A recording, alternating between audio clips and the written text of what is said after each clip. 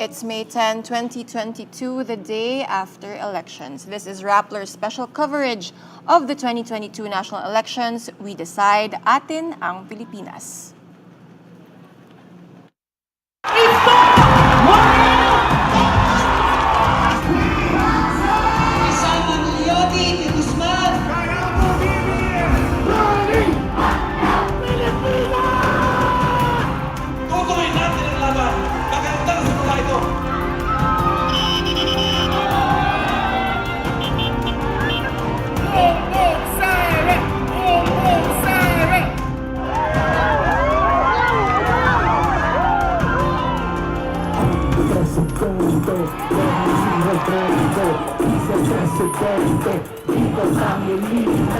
Number 2 sa balota. Pilipinas! God works! Bang! Jackson! Nani Bakla!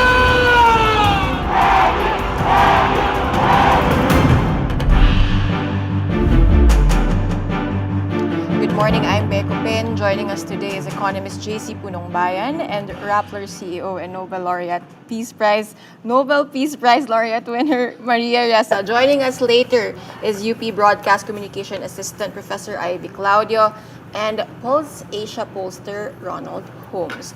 Our reporters covering the presidential candidates on the campaign trail, of course, will also be joining us later. But first, let's watch this montage of images from yesterday, Election Day.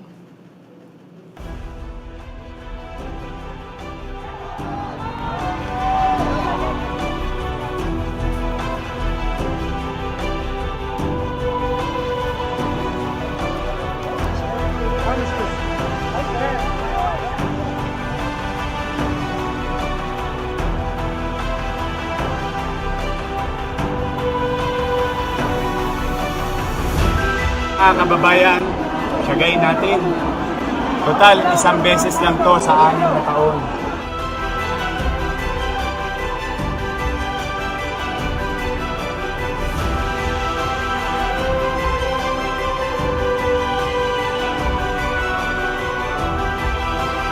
Pag-iinitayin na kami, mula kanina umaga, may ikutin kami rin na, tapos sabihin niya, palit sa taas.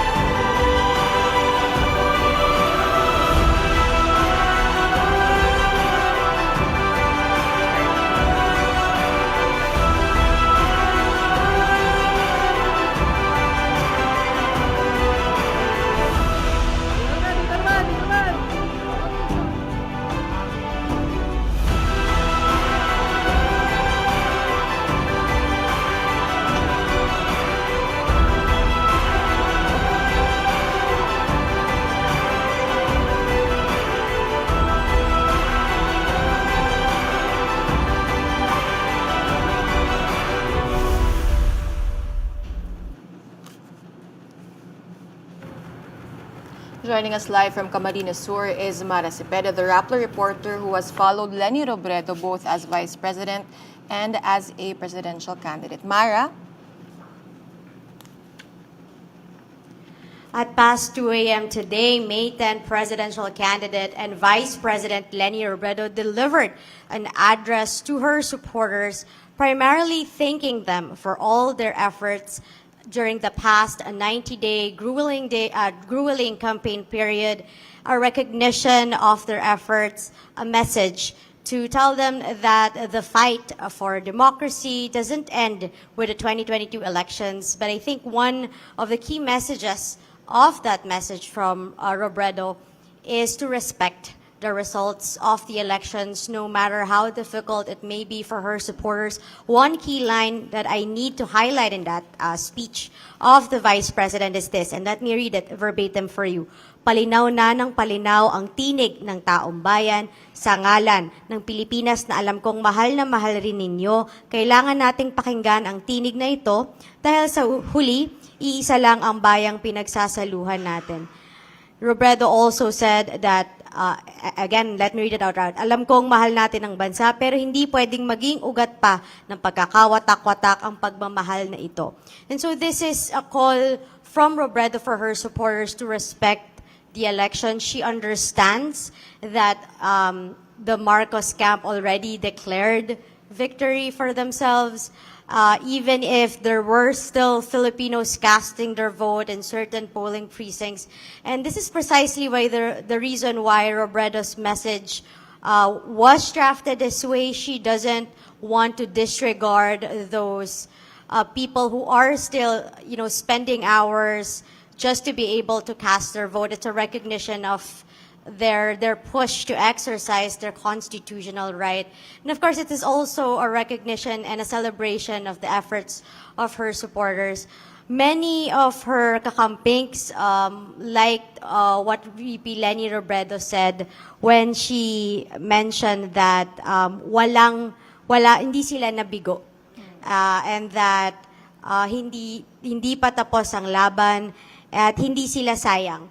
And I think this is a call this is Robredo telling her supporters that they have started this massive volunteer movement, and they shouldn't be giving up anytime soon. They should be able to turn that energy into something more productive in the next 6 years. For me, I take that as VP Leni Robredo's challenge to her supporters to try to find the role that they can play in nation building, the role that they can play in keeping watch over the Marcos government, calling out wrongdoings that they would be able to see, if any, in the next 6 years. Because if they were able to do that in just a couple of months for the 2022 elections, what more now when they have seen that so many other people are willing to stand by with them? Bea?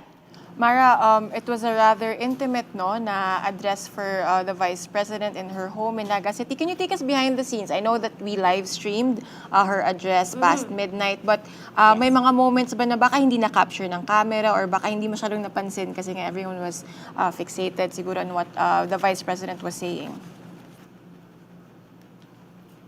When we entered the home of Vice President Leni, the mood was really, the people there were dejected. This is something that we understand. They really wanted her to win.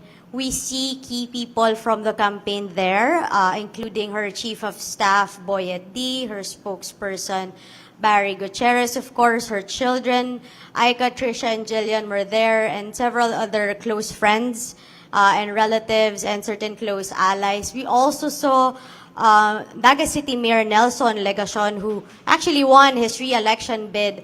But, the mood there was very, very somber. Of course, they were very, very sad. And if I may add, marami sa kanila namumugto ang kanilang mga mata.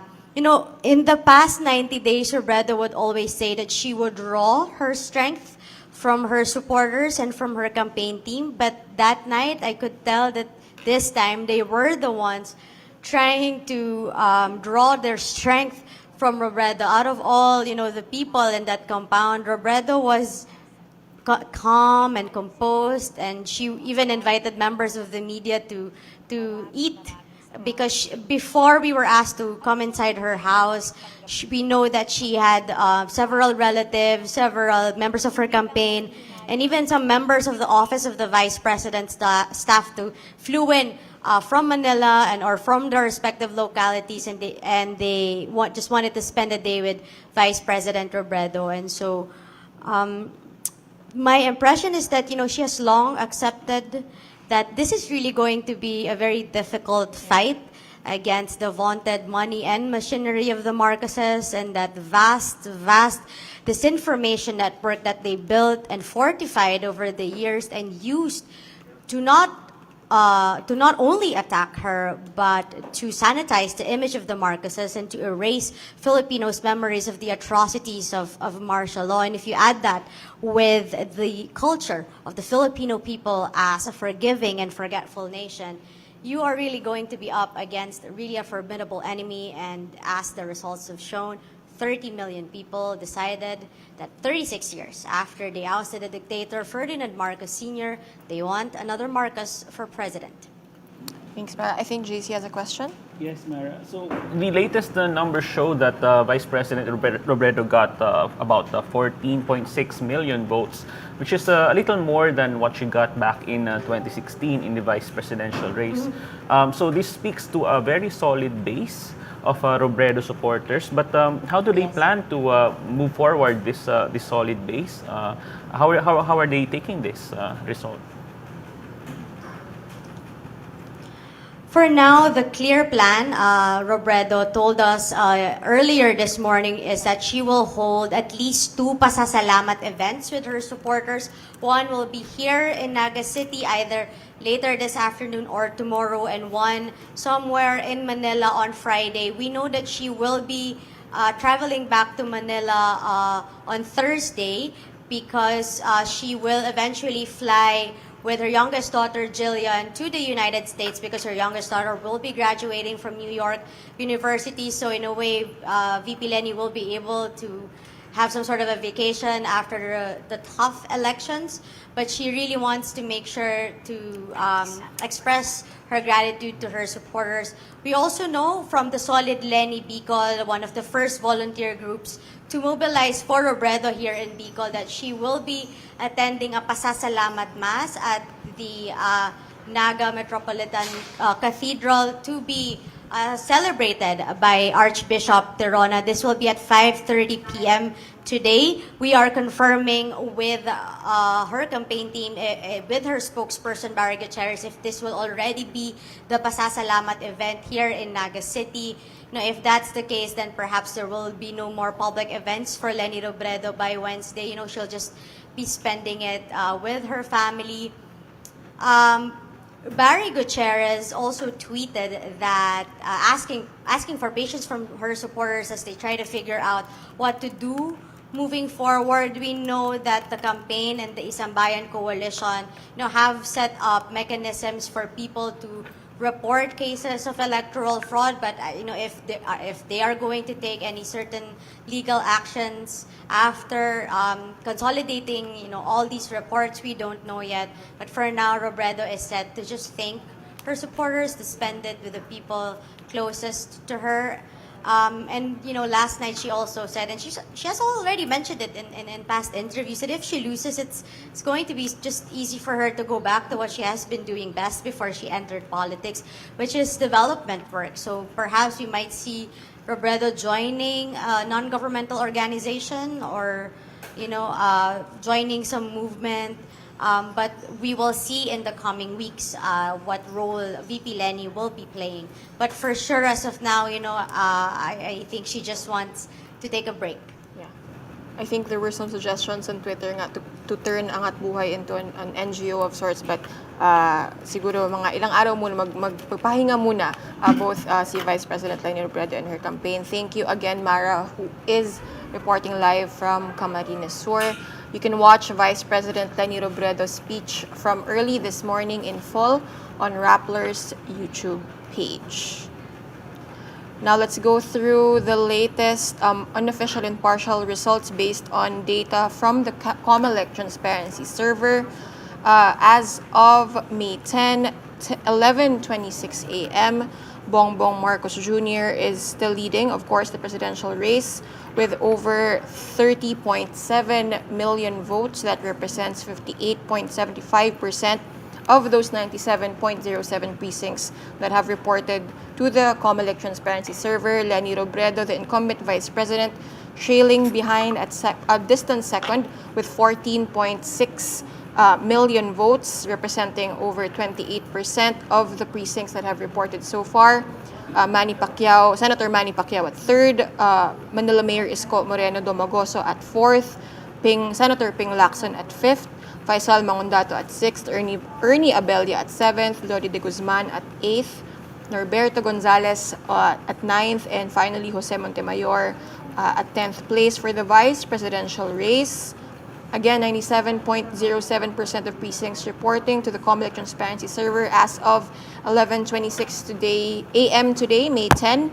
Sara Duterte, the mayor of Davao City and the daughter of the incumbent president, with 31.1 million votes, representing 61.2% of the precincts that have reported so far.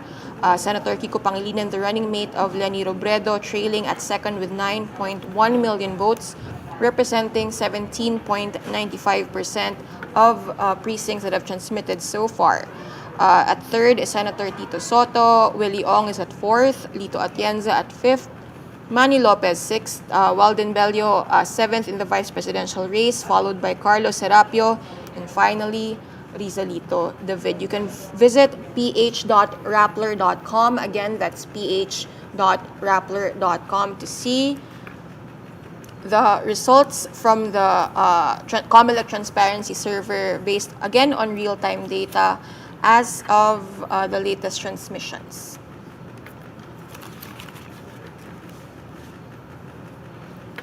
Bongbong Marcos with over 58.75% of votes with 97 precincts reporting so far. Maria, how did we get to this? He's poised to be potentially the first majority president in the post-people power era in the Philippines, no? How did we get here? Not for lack of any warning from Rappler, I must say.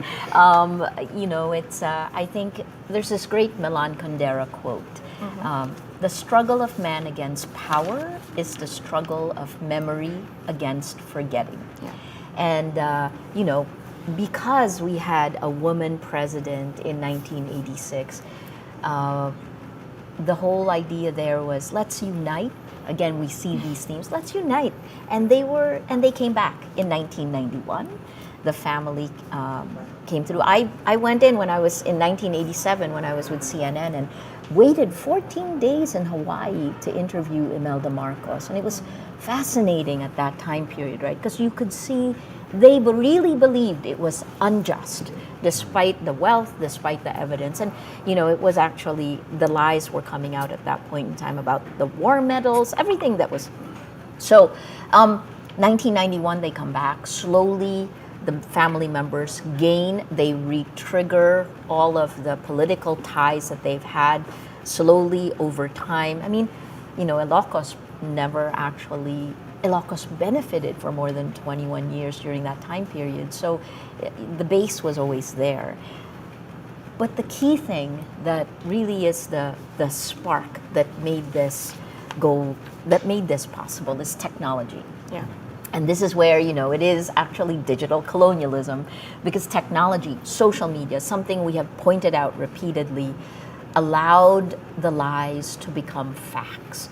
And Bongbong Marcos was one of the first adapters on YouTube in terms of how to engage.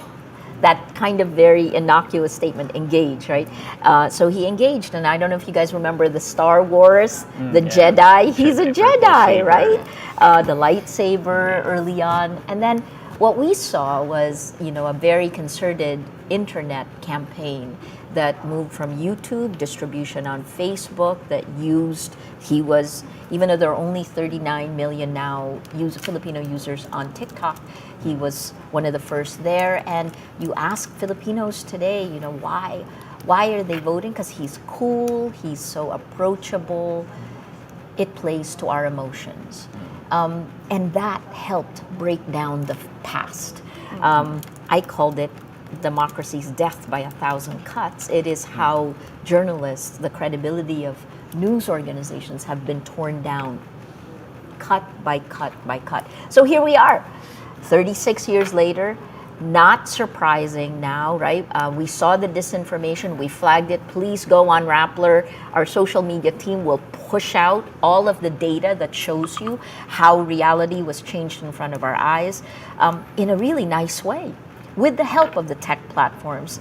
Facebook, the world's largest delivery platform for news, made it normalized it. And then after that, statistical surveys came in and measured the impact of that disinformation. And there were many of us who said, well, maybe the methodology of statistical surveys should shift, given that disinformation, that technology is such a spark and something completely new. Well, it turned out that it actually measured the impact of disinformation very well. And here we are today, the morning after. Did Filipinos vote with free will? Or were we insidiously manipulated on social media? And then I guess the last part of this is I've said that this is an emblematic elections because this is not just a Filipino problem. The information ecosystem is corrupted, and American social media platforms, and add now TikTok, they're the ones who benefit from manipulating our minds through a business model called surveillance capitalism. What happens now that the domino began to fall again? Because remember, in 2016, the Philippines was the first domino to fall in May with the election of Duterte. A month or so later, it was Brexit. Then we had all the other elections coming up. Trump in November, Bolsonaro after that, even had the Catalonia elections. And this was connected to Russian disinformation. I'll end with this one. Where we go, the world goes. And here's a few. There are 32 elections globally this year. After us, you have Kenya in August. That's Africa, right? Kenya that will be very impacted by what's happened in the United States with Roe versus Wade. You have Brazil in October, and you have the US in November, aside from all of these things. So it's time to do something about it. But, here in the Philippines, what do? Leni Robredo said it, we accept it. The question is, did we have integrity of elections? And I'm not even talking about Comelec. Did we have free will? Or is it a reflection of the algorithms that basically all these social media platforms run on? So That's really been the premise of our research, that social media is now a behavior modification system. We're also joined right now by Ronnie Holmes, Ivy Claudio, Edwin Lasherde, and Kaloy Conde. Let's start with Ronnie. Hello, sir. Hello, everybody. So, Good morning. as Maria mentioned earlier, there was resistance and skepticism perhaps towards surveys. But how do we make sense of this now? Again, 36 years after, we have our potentially the first majority president in Bongbong Marcos Jr., the son of the dictator. Well, yeah, it's difficult to understand it also. We're celebrating the 50th year after the declaration of martial law, and the one at the helm is the son of the late dictator. It's really quite ironic. It's perplexing. But, one of the things that we've done, and we've published this together with other academics, is to see what are the reasons behind Marcos's support. And the primary reason we see, at least based on survey data, I have not done any social media analysis. I think I'll leave that up to the experts in that field. Would be that the ethno-linguistic variable, which can be explained largely by the alliance between Bongbong Marcos and Sara Duterte. That you have Ilocanos more likely to vote for Bongbong and Sara, and then you have the Visayans in Mindanao and in Cebu more likely to vote for Sara and Bongbong. As we know, Bongbong did not do well in Cebu in 2016, but he's getting more than 1 million votes right now. So that's one factor. The second factor that we note really would be the extent of the impression of the public with regard to two figures, the fathers of both candidates, the late dictator Ferdinand Marcos and the current outgoing president Rodrigo Duterte. A positive impression of Marcos, the late dictator, or Duterte, leads towards more support for the son and the daughter. So those are two things. We've also seen in the data that people who are more appreciative of martial law, although the public is divided about martial law, a third are positive about martial law, a third are undecided, and a third are have negative impressions about martial law. Those who are positive are most likely to vote for Bongbong Marcos. So that's a third of the public. You see, 10% coming from a region that they hold, regions one and two. And then you have a third of the public who have a positive impression of martial law, also more likely to vote for the son of the late dictator. So it's a combination of factors, and I do agree to a certain extent that the sovereignty of the voter, at least the uh, mental sovereignty here, they may not be able to think for themselves, but I think essentially the voters have been able to distill all of this information, and the positive message of Marcos may have actually resonated more than the message of other candidates. Ronnie talked about communication. Ivy, how has the not just Bongbong Marcos Jr. but also Sara Duterte in some the Unity Team campaign? How did they? Why did Unity resonate so much with the Filipino voter, even as people were laughing at it as a platform, quote unquote? I think, I mean, for me, because of course, in terms of messaging, Yeah. honestly, we didn't touch on the messaging about unity, but I think it's a variety of factors that affected also why the messaging of the campaign of Marcos Jr. and Sara Duterte parang resonated more to our Filipinos. I think it's more of a combination of their father's legacy, especially for us. For our study, we would look at the grand narrative of the Marcosian golden age, and I think it really resonated to our voters. I think at this time, yes, the martial law discourse, the martial law era that talks about what happened during martial law. We have been discussing that, but on the other hand, we have also been seeing not only this election period during the campaign period, but for the longest, diba, parang even before the election period, they have been talking again about the Marcosian golden age, and I think it's a very good anchor in terms of messaging, in terms of the calls for about how do we move forward in the development. We're looking at a past na hindi we cannot contest so much, although people are contesting it, but sabi nga namin in our research, just one grand narrative that I think the Marcos campaign have been pushing, and there have been a lot of images, a lot of stories coming out about this grand narrative, about this Marcosian golden age, and I think it resonated to the people. Edwin, on social media, no, parang as the surveys were coming out, not just from Pulse Asia but from different firms, parang a lot of supporters of Vice President Leni Robredo and Senator Kiko Pangilinan were also pointing out that on Google Trends, parang salungat or baliktad yung resulta. Could you expound to us about this kumbaga discrepancy, or parang Hail Mary lang din ba to for those who truly believed in the campaign of Robredo and Pangilinan? You know, like I was telling a lot of interviews, I used to be a former government official, and we've always relied, for instance, on Pulse Asia to determine public sentiment. So every quarter we subscribe to them, and I've never seen any reason to doubt the accuracy of Pulse Asia.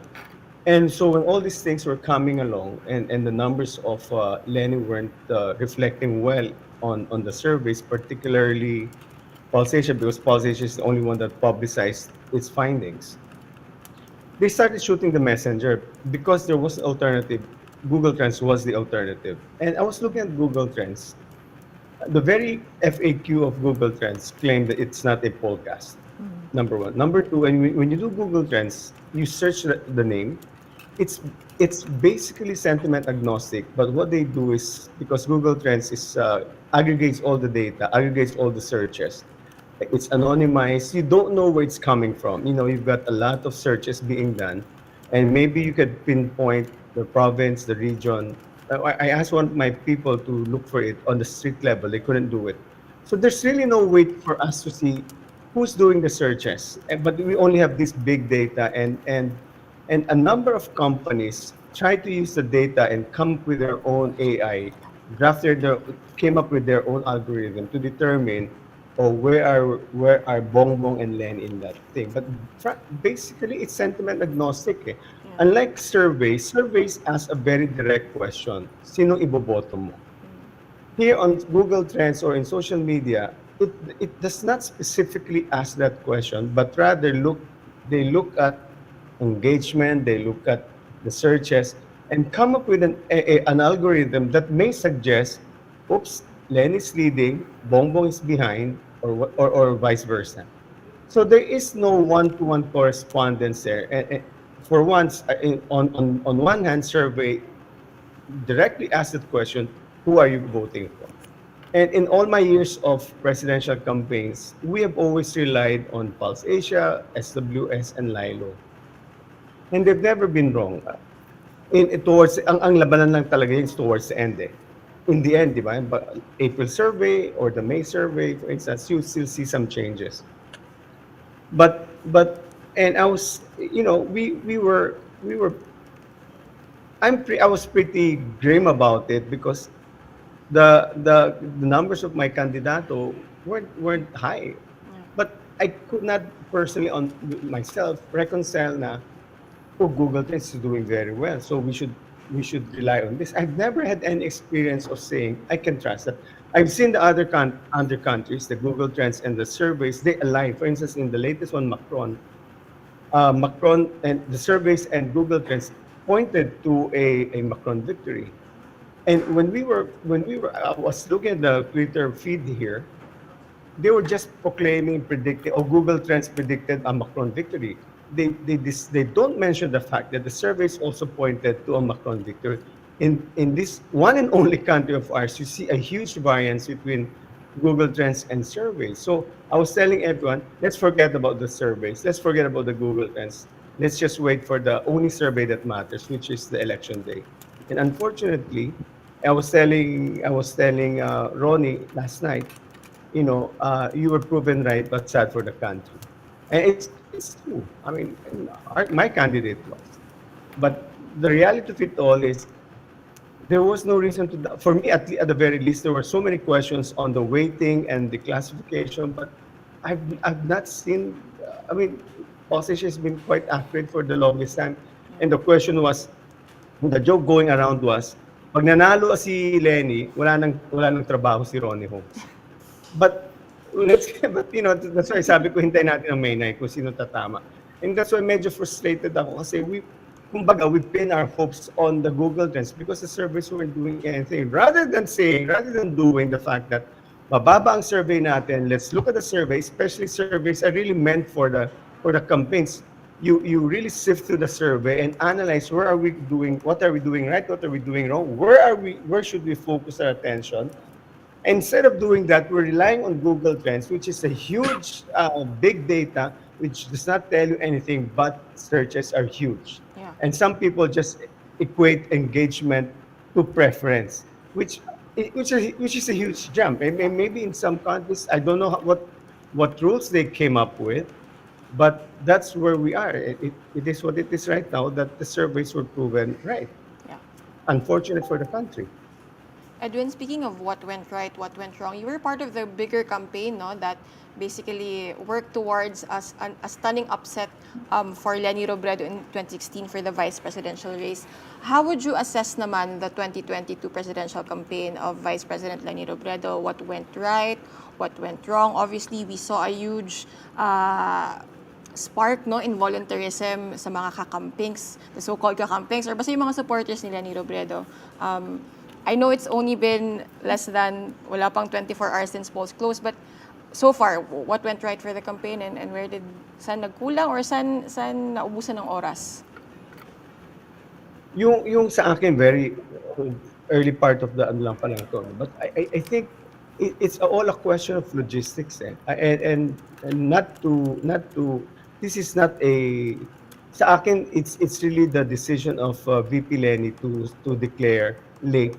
And the difference between declaring late in 2022 elections and the 2016 elections, malaki ang diferensya. No? Remember, si Lenny also declared late in not so late, September. She declared in September, 1 month separate lang.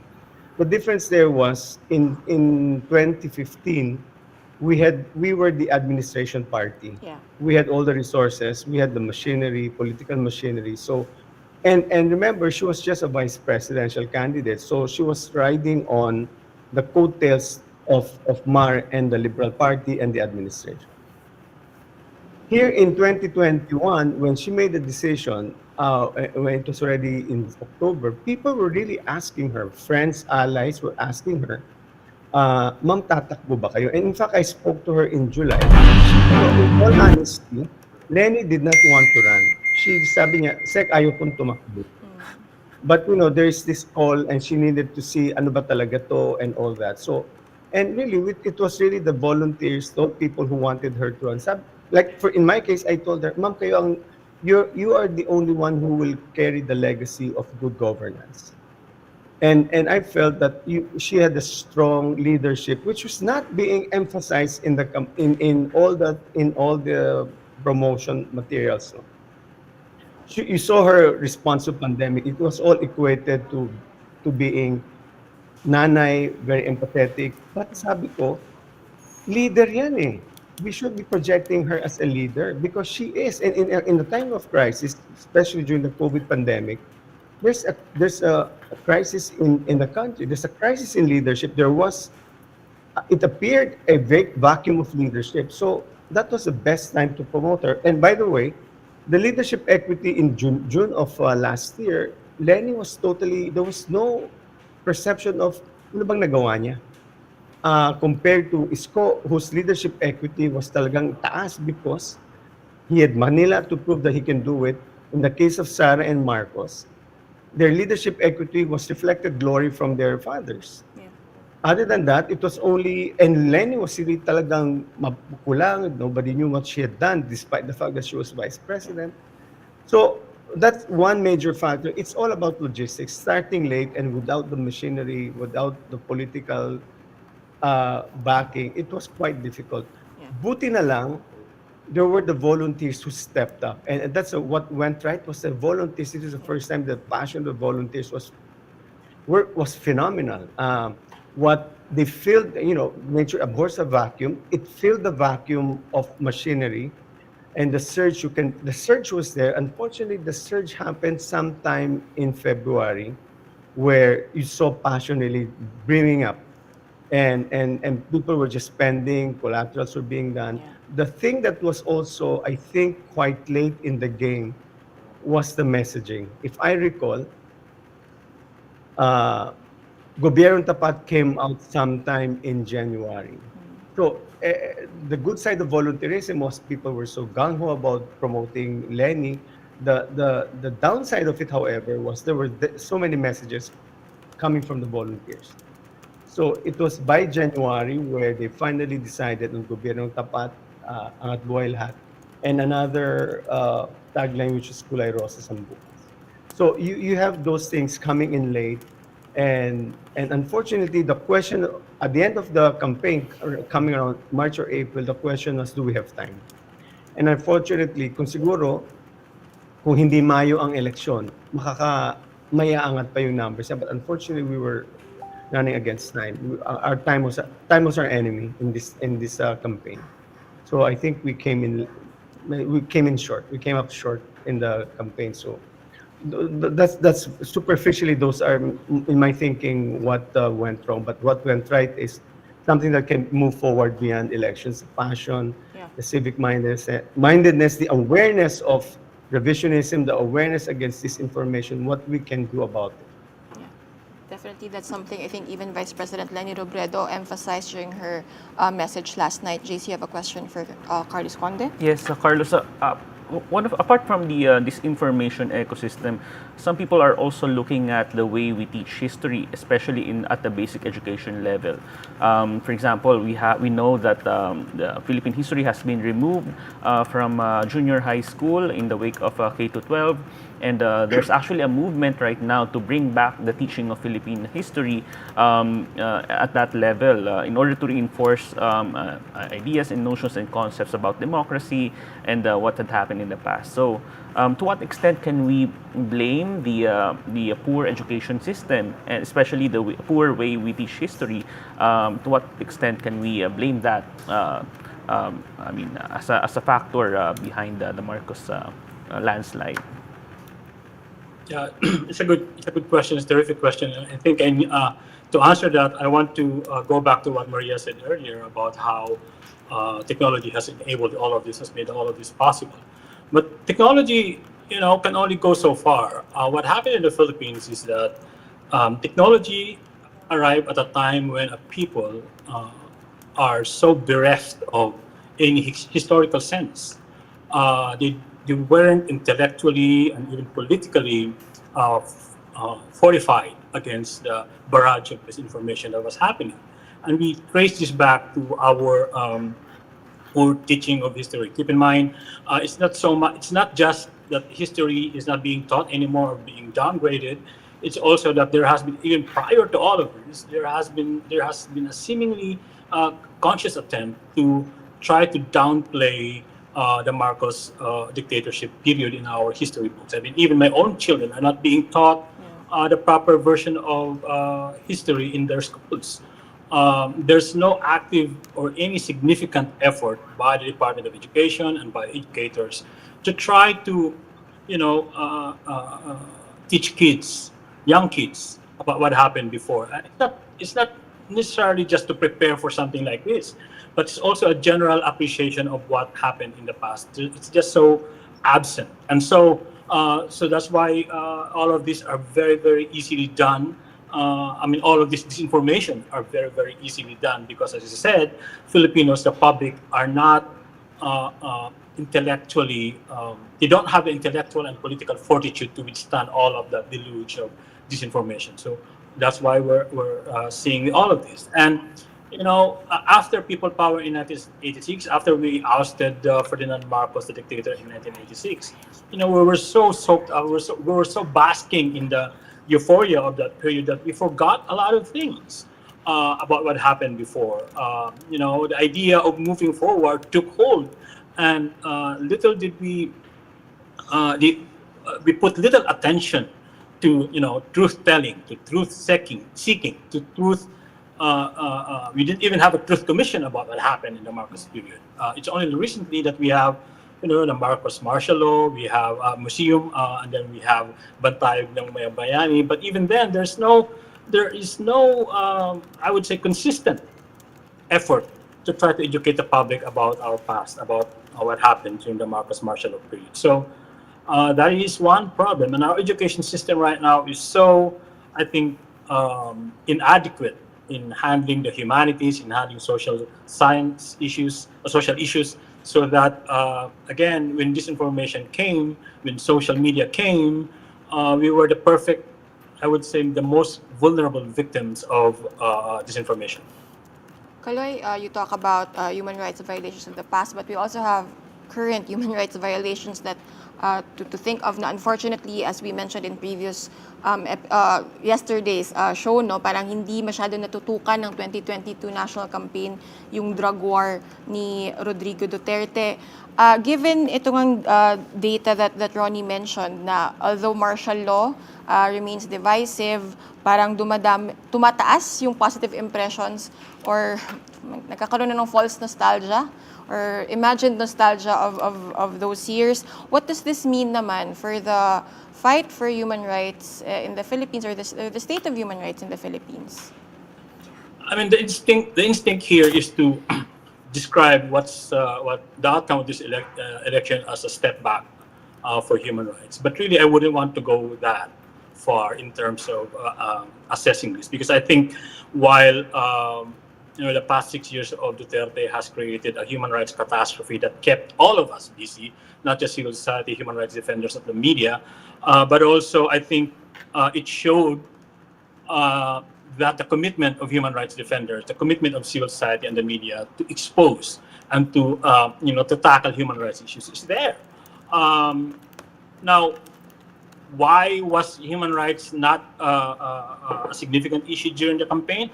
We can only guess, but really, I think human rights has been, or the appreciation and the perspective about human rights has been so degraded in the past 6 years by the president himself and all the others that the ordinary Filipino right now don't have a really, I would say, deep appreciation of what it is.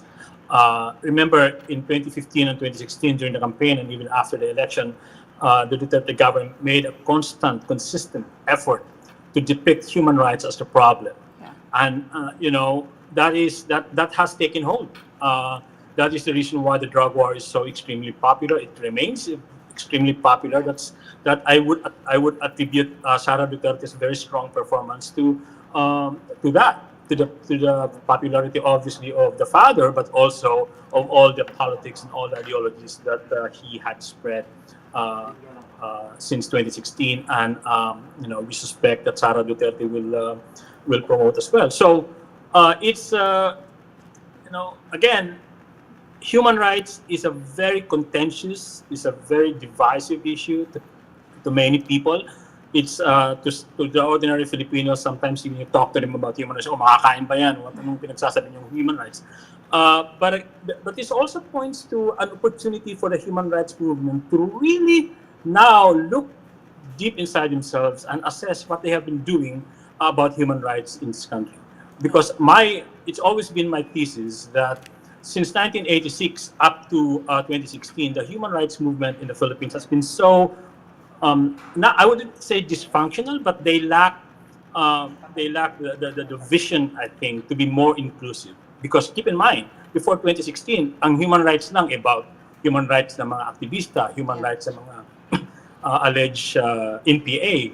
Walang pinag-uusapan yung human rights ng mga ordinary Filipinos. And so when the drug war happened, when this catastrophe happened, ang nabiktima nandito madalas ay mga ordinaryong tao, and people were just shocked to find out na nobody in the early years of the drug war was looking out for the welfare of these ordinary people, because the human rights movement was busy documenting about human rights abuses that affect their ranks. Yeah.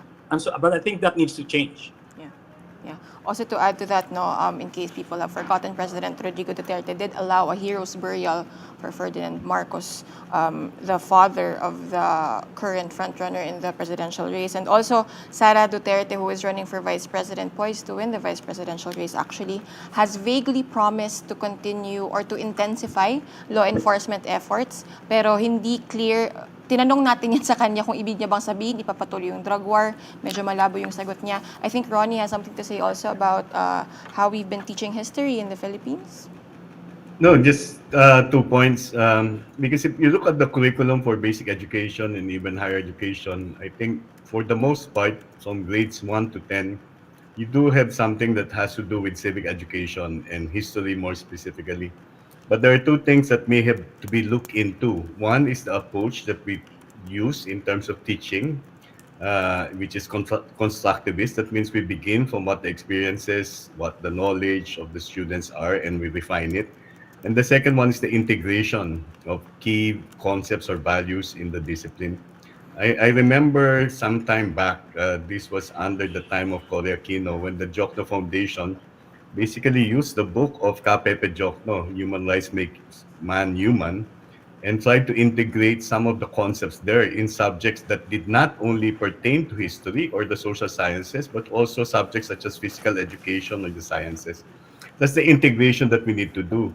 We cannot be compartmentalized insofar as really getting the students to be more familiar with what their rights or fundamental liberties are and what their responsibilities are in terms of bringing back at least our democracy on track, because I think the compartmentalization is another problem that we're faced with.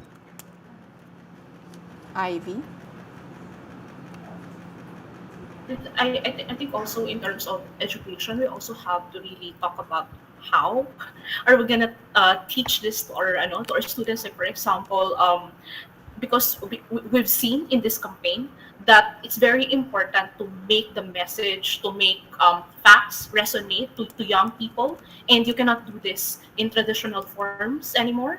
And there's a lot of there's a lot of contentions. There's a lot of concerns about social media right now. But it was also social media who maintained, the volunteer campaign, for example, of Vice President Robredo. So there's a lot of sabi nga, two-prong discourses about this, and we really also need to talk about this as a nation.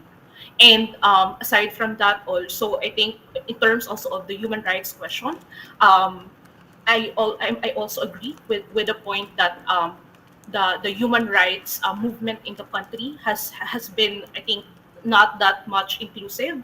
And but one thing that I learned in this campaign also is how young people right now, they're standing up.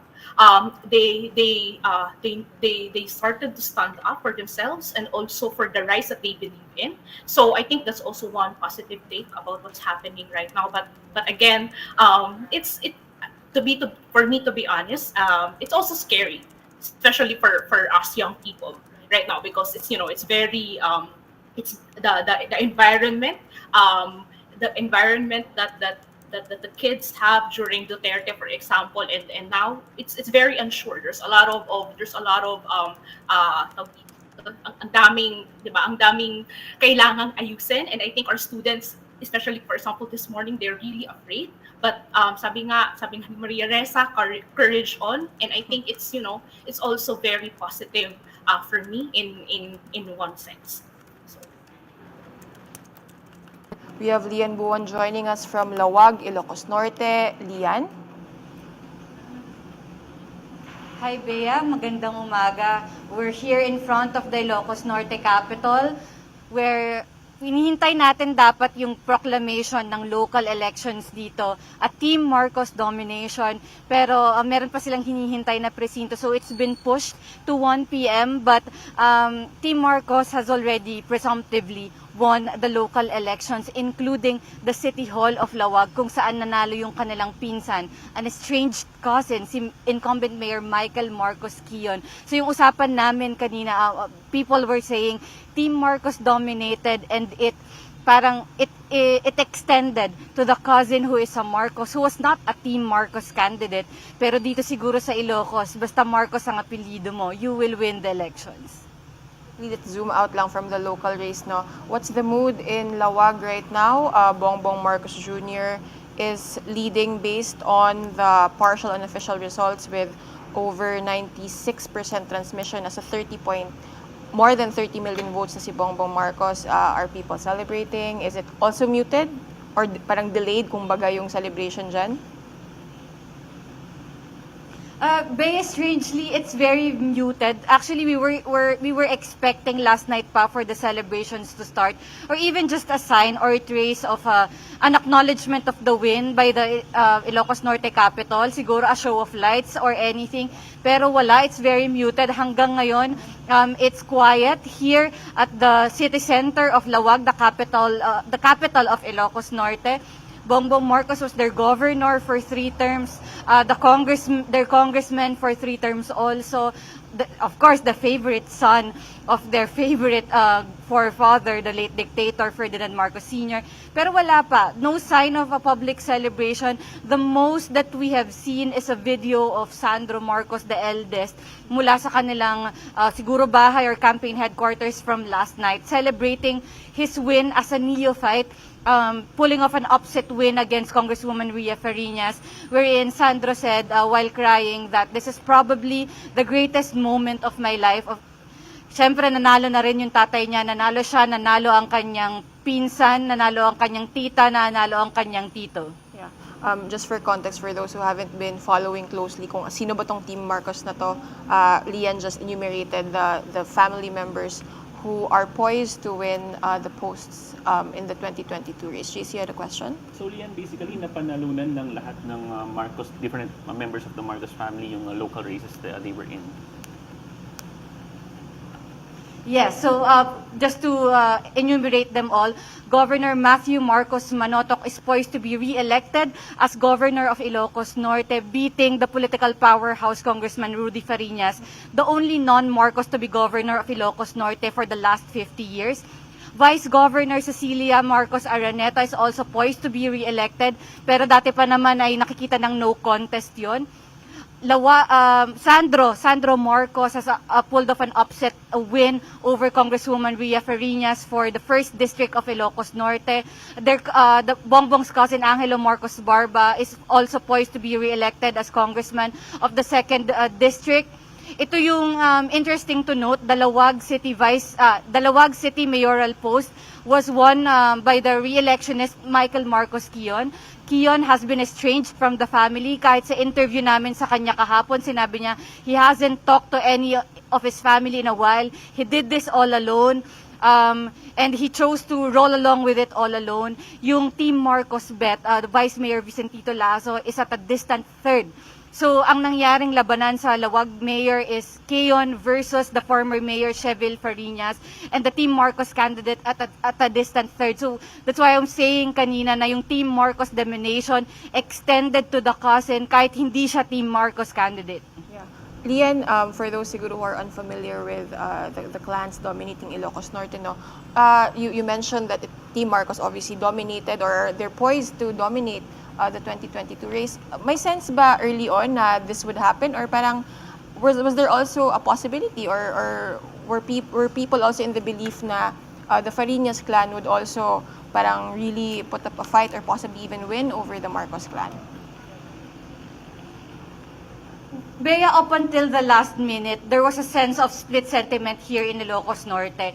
Kasi parehong beloved yung Marcos family and Fariñas family.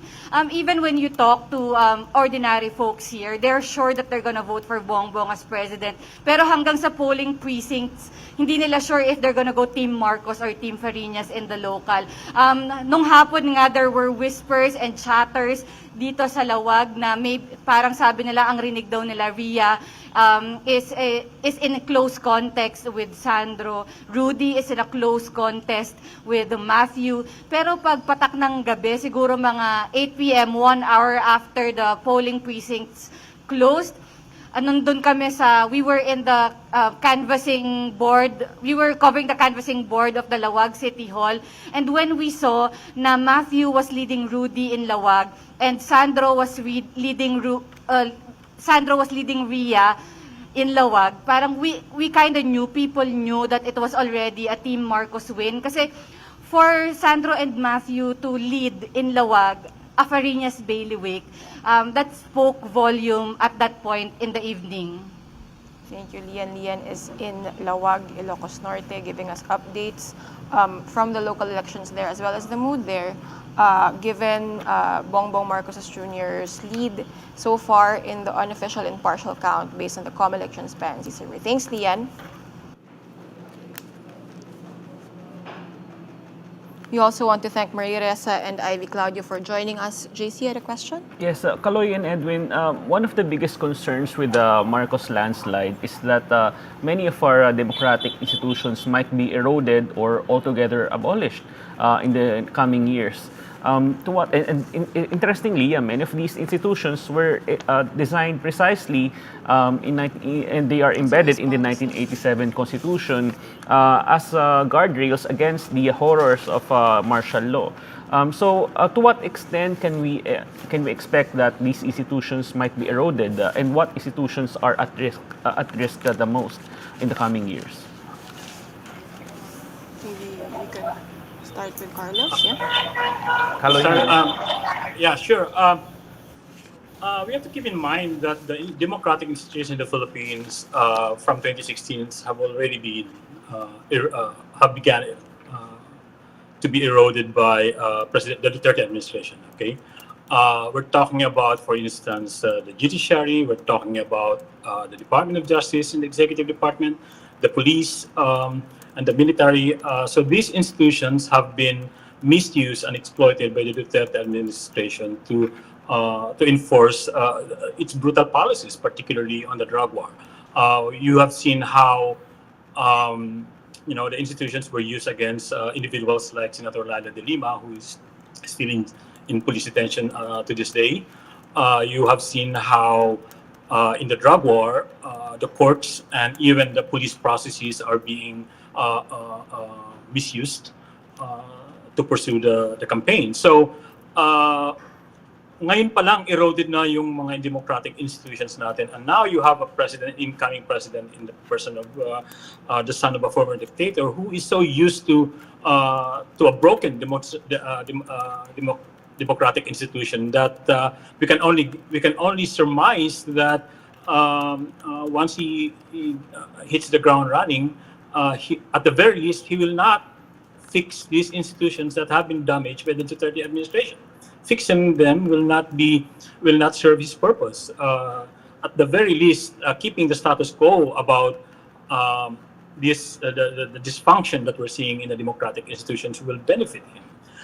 The question now is whether he will take steps to worsen the destruction of our democratic institutions. I guess that's too early to say, but if you factor in the fact that he is a Marcos, that he was part of the dictatorship, and then right now his rise to power was only made possible by the Dutertes, and then you see a problem there. I don't think he will. For one, I don't think he will make an attempt to make sure that accountability for all the human rights abuses that we've seen back to his father's reign will be achieved. And so, and that is at the very least concerning. Edwin? We live under the illusion that our democracy is a fully functioning democracy, similar to American democracy. But in truth, we are power is very centric to the executive branch. It holds all the levers of power. The legislature is almost always subservient to the executive branch. We always have, being a former government official, I know that the House of Representatives do not move unless there's, for instance, the appointment of speaker is always with the blessing of the president. There is, however, in the Senate, Pinoy, President Aquino loves to call them, there are 24 independent republics there. But always, almost always, it also bends to the will of the executive. And so this whole idea of checks and balances are there enshrined in our constitution, but it's rather the exception than the rule. You've always seen that the checks and balances happening in very, very rare instances. The only one that really functions at the very least prior and until the Aquino administration will be the Supreme Court. We've lost several big cases. The one of the budget, a number of huge cases for us, which we felt would have moved the country in a economically beneficially to the country, but was dismissed by the Supreme Court. We have a Supreme Court which appears to be might be the only branch of government that may really be doing the check and balance, because none of the justices have been appointed by the incoming the putative president. So that's one thing that we're looking at. But insofar as the institutions enshrined in the Constitution, the Commission on Human Rights, that's a big question. Like what Kaloy was saying, it's basically the Constitution was a response to the 1987 Constitution was a response to the excesses of martial law. So a Marcos presidency, what would it do to the 1987 Constitution? What it's telling you, we came up because of your father's excesses. So will he try to amend the Constitution, which is a very difficult way of doing it, unless you do it by Constituent Assembly. So we live under the notion that we have a fully functioning democracy. By the way, I was telling some people, especially on the freedom of the press, we're concerned about the freedom of the press. But like Maria was saying, that you don't need to suppress the freedom, the fourth estate. All you have to do is just sow more disinformation. You create your own alternative universe, and you've seen that happening right now. I mean, media does not have the monopoly on truth. There's no one source of truth, and so you can come up with conjure your own beliefs, and that's how you destroy the other side. You don't have to abolish, or you don't have to destroy Rappler to win. All you have to do is just make them look bad, and just multiply the disinformation trolls that you have there. I mean, it happened in Duterte. The foundation of the Marcos campaign was built on so many disinformation. Why stop now? So you can have the suppression of basic constitutional rights, but without doing it so blatantly as in 1972. Because of technology, we can do it quietly, stealthily. You don't realize that that there's a narrowing already of democracy. It's only media is going to be very, very proactive in protesting the narrowing of democracy. So, but that's where we are. I mean, technology has done it to us. We've insidiously fell into whatever social media is feeding us, and this whole idea of algorithms, this whole idea of echo chambers, have polarized the nation. That's why, in my belief, disinformation should be treated as a national security issue. However, if our incoming president won on the basis of disinformation, then how do we correct disinformation when its reason for existence, reason for victory was built upon that? Further strains on our democratic institutions, no? I'm Can sure I you'll be. add Yeah, go a little ahead. bit to that? Go ahead. Yeah, and just to add to that, I think Edwin here outlined a very basic problem, and I think this is where the role of the media, of a free press, and also a very strong civil society will come in handy. I think a free press and a strong civil society are a good corrective to the destruction of the limitations of our democratic institutions. And you see that when Duterte came to power in 2016, one of the first things he did was go after critics in civil society and the media, and that made sense from a tyrant's perspective, and it will continue. Hopefully not, but it looks like it will continue under a Marcos Jr. presidency. So the free press is ever more important. A strong civil society is ever more important. And more important, another aspect of this is that we need to draw in the international community. You need to excite international action to, help correct the problems that we have in the Philippines. I mean, some may say, "Oh, that's foreign intervention and all of that," but the international community does have obligations in the Philippines to uphold basic rights, human rights, civil liberties, media freedom, and all of that. It's about time that we engage them in a more significant way.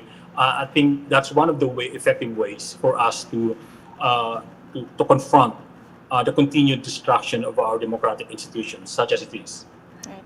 And just to siguro further highlight the importance of being vigilant about how a potential second Marcos presidency will impact institutions, including the media. Lian Buwan has actually reported extensively on how the Marcos campaign pa lang as a presidential candidate, has sidelined the press and has been favoring vloggers for supposedly to further to amplify their messages. But for now, we are joined live from the Marcos headquarters in Mandaluyong. We have Rambo Talabong. Rambo last night brought us images of Ferdinand Marcos on the evening of his apparent victory on May 9. Rambo? Hello, Bea. Hello, Bea. Narito pa rin tayo sa BBM Sara Unity Headquarters along EDSA sa Mandaluyong. Yung mga tao dito, dose-dosena, kung nagmamonitor kayo ng mga live feed ng ibang mga television stations, napakaraming tao dito kanina, but at this time, it is lunchtime for them. Anong mood dito? It's still festive. Naghihintay lang sila sa opisyal na pagkapanalo ni Ferdinand Bongbong Marcos Jr. at ng kanyang kasama na si Davao City Mayor Sara Duterte. Alam nyo, iba-ibang mukha ang nandito. Talagang ang kanilang mga mensahe ay, una, totoo ang pagkapanalo ni Marcos. At kami ang dahilan, kami ang buto at balat na nagpapakita na talagang totoo ito. Overwhelming lead ni Marcos Jr. Iba-ibang mga tao nandito. Merong Marcos Youth, merong mga Imelda supporters, Merong mga loyalists na napakatagal na sumusuporta. May mga tao dito nung galing lamang Mandaluyong, naglakad lamang papunta dito. Meron din ang galing sa La Union. As far as La Union, nag-bus siya papunta dito para sumama at mag-party. May nakausap din tayo na bibigyan ng trabaho ngayong araw para lang pumunta dito para makisama sa celebration dito, Bea. Pangalawa nilang mensahe dito na sinasabi palagi, hindi kami lang misinformed. We are not the ones who are misinformed, but the other side. We are not the ones who are brainwashed, but the media. Iba talaga ang kasaysayan na kanilang naririnig. Ang sabi nila, na ang Marcos family ay talagang malinis, maayos, walang pruweba na sila ay nagnakaw, na may maling ginawa. This is in contrary to the fact na talagang meron ng atol ang Korte Suprema at napakaraming mga institusyon. At tayo rin media, nireport natin ang mga maling ginawa ng mga Marcos. Pero dito, ang kanilang alaala ay ibang-iba. Pangatlong sinasabi nila sa atin, ito ay itinadhana. Ito ay matagal na nilang hinihintay. Tinakaw lamang sa kanila yung 2016 election. Pero ito, ang nangyari ngayon, ay paghiganti, tamang pangyayari para ibalik kung ano ang nawala sa Marcos family.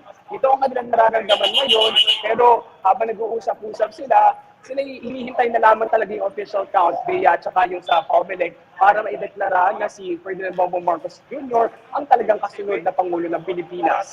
Bea? To add to what Rambo said, no, itong messaging na according to them, nanakaw ang 2016 election kay Bongbong Marcos Jr. Siya mismo ang nag-imply nito, hindi explicit yung pagkasabi niya, pero he's implied this several times, especially during the meeting de avance, the final rallies of the Uniteam Alliance.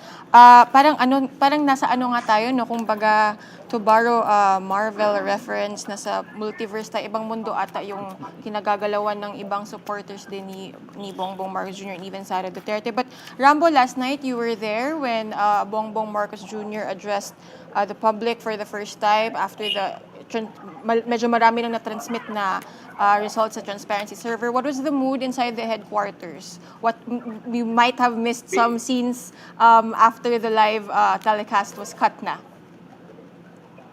Bea, kung pumasok ka sa headquarters ni Marcos Jr. kagabi, wala kang makikitang taong nakasimangot. Lahat sila nakangiti. Tuwang-tuwa, nakatingin sa cellphone, tinitingnan yung resulta. Excited na manalo ang kanilang pambato. Ito yung mga staffers, mga supporters. Ang siguro tuwid ang mukha lamang doon sa loob ay kaming media. Objective, bilang i-cover ng maayos, pero lahat ng nasa loob, nakangiti. At pagkadating ni Marcos Jr., ang ingay, sigawan sila. BBM, BBM, BBM. Congratulations, sir. Panalo ka na. Congratulations, sir. Siya naman sumasagot, si Bongbong Marcos Jr. Maraming salamat sa inyong suporta. Pumunta siya sa isang podium, ang nag-direct ay si asawa ko ni Gonzaga, direct si Paul Soriano, if I'm not mistaken. Yes, si Paul Soriano mismo ang nag-direct, pinatayo siya sa isang podium, tapos nagsalita si Bongbong Marcos, maraming salamat sa suporta. Wala pa siyang sinasabi na panalo na siya. On the contrary, ang sinasabi niya, Bea, ay maghintay muna tayo. Pero ang sabi ni Marcos Jr., kahit na tayo naghihintay ngayon, ako hindi ko na kayang magpigil para magpasalamat sa inyo. Kaya nagpasalamat siya. It's really short of a victory speech, Bea. Kulang na lamang talaga sa tingin panalo na tayo, pero gusto niya official ang count. Sabi niya, bantayan ng boto. And this is playing to his narrative na dinaya siya noong 2016. Ayaw daw niyang mangyari. Magtutulog lamang siya, pag-gising niya, talo na. Pero we all know that this is a lie. And ngayon, impossible na rin makahabol ni Vice President Leni Robredo yung lead si Marcos kasi almost double and ilang porsyento na lamang. Pagkatapos siyang kumausap sa publiko, sa bansa, ang nakalagay nga sa kanyang Facebook ay is an address to the nation. Siya nagpasalamat sa mga staff niya, mga staffers niya, nagpapirma ng kanilang mga t-shirt, binigyan siya ng pentel pen, pinapirma sa likod, nakipag-appear, nakipag-selfie. Si Bongbong Marcos Jr., he was gracious enough to grant all of them. And then umalis siya kasama ang kanyang pamilya. Mga tao nakita natin sa headquarters kagabi, mga mahalagang tao. There was Gilbert Remulla, who was part of the parallel group. And then nandun din si Secretary Mark Villar, who is one of the leaders when it comes to the Senate polls. Bea?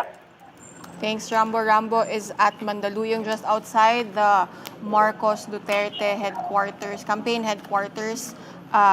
It was also Rambo who reported live last night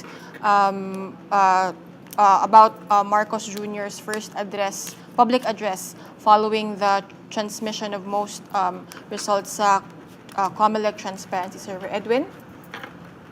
No, I just want to state lang something that Kaloy mentioned a while ago, and Maria. It's a fact that we were talking about generational amnesia, why the golden years, the disinformation really helped. No? But the one thing that we tend to forget was in 1992, there could have been a Marcos presidency as early as 1992 had Danding Conjuangco not run for the vied for the presidency, because they were coming from the same support base. If Danding did not run against Imelda, she would have become the president. But they learned from the lessons of history. Sara Duterte decided not to contest the presidency, and added with the fact of technology and disinformation, that created the huge outpouring for Bongbong Marcos. So it's really medyo talagang there's something we need to address our fundamental characteristic of Filipinos where we tend to forget history, or we tend to be, I don't know if this is a correct way of saying, we tend to be forgiving and forgetful. And that should be emphasized in our education. Right. Kumbaga, that's something we'll have to work on, not just the days after May 9 and today May 10, but the weeks and the months and the years.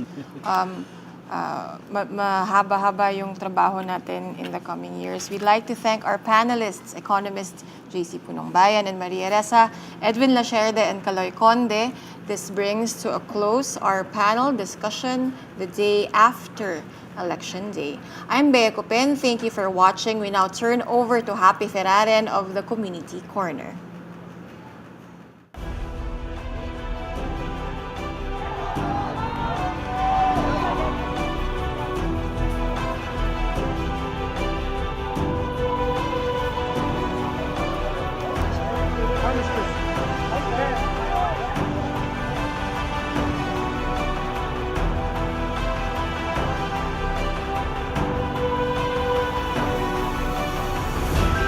Mga kababayan, tiyagain natin.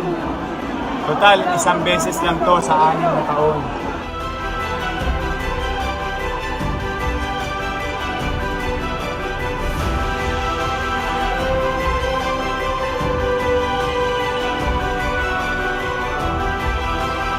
Pag-ihintayin nyo kami mula kanina umaga, may ikutin kami rin ng tapos sabihin nyo pa rin sa taas.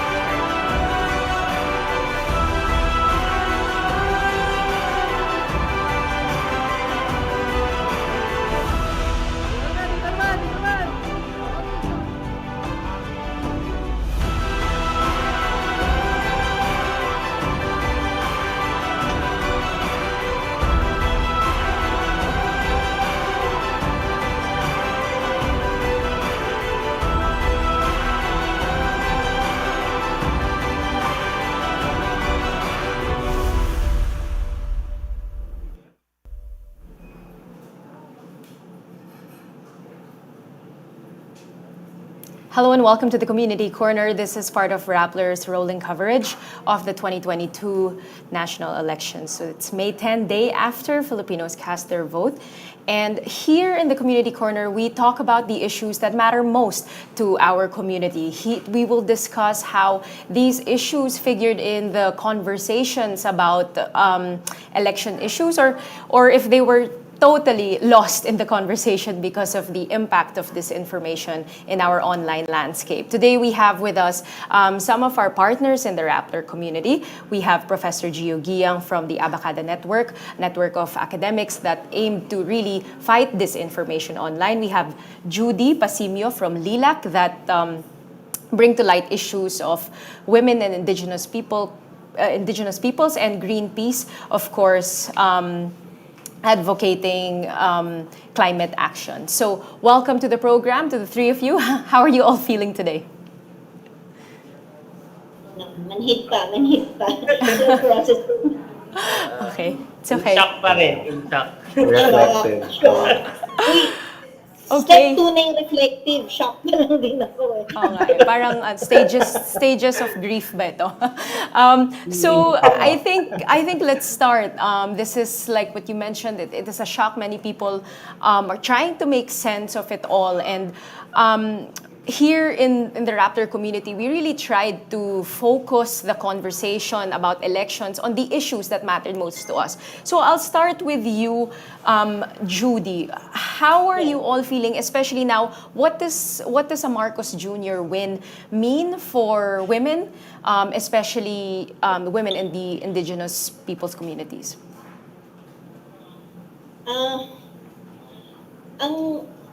When I say I'm shocked, dala pa rin ito ng mga feedback from our community partners from the indigenous communities. They were still texting hanggang kanina na wala pa yung mga VCM. Ba't kayo nag-uusap na ng nanalo?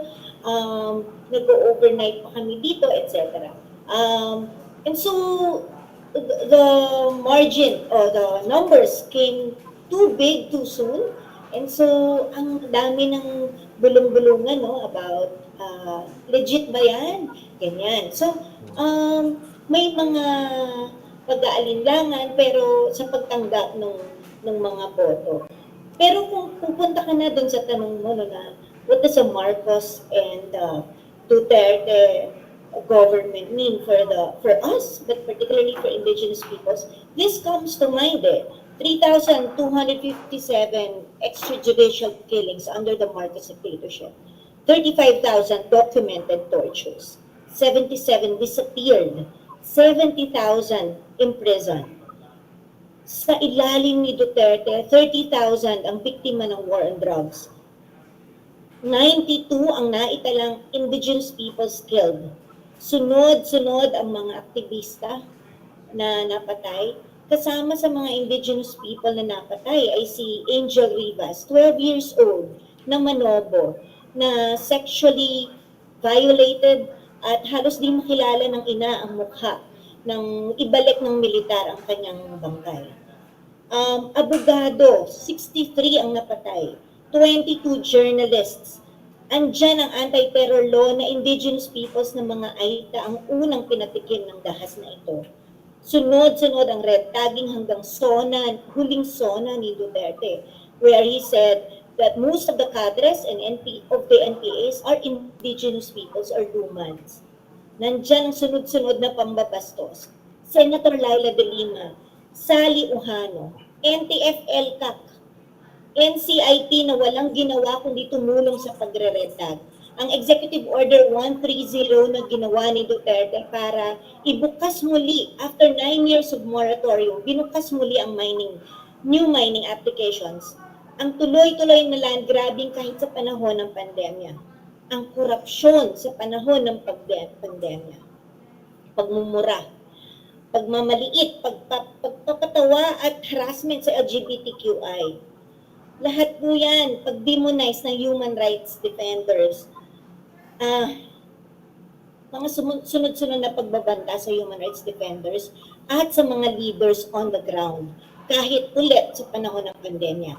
Yan ang sagot pag tinatanong mo, ano ang tingin mong mangyayari sa kalagayan ng mga indigenous communities. Yan ang kakaharapin nila ang axis of evil, as they say, the Marcos Yeah. Duterte. And so this Judy, is can I just really ask, because you mentioned, I think part of the Marcos narrative was this idea of a prehistoric Philippines, di ba, may Maharlika and everything, and somehow, the indigenous people's voices, when you're talking about pre-colonial Philippines, the voices of our indigenous communities were lost, and parang na na parang nabiktima siya ng fake news and disinformation with this grand narrative of a Maharlika na nabura almost. How are the indigenous communities now facing this? I mean, there is an interest.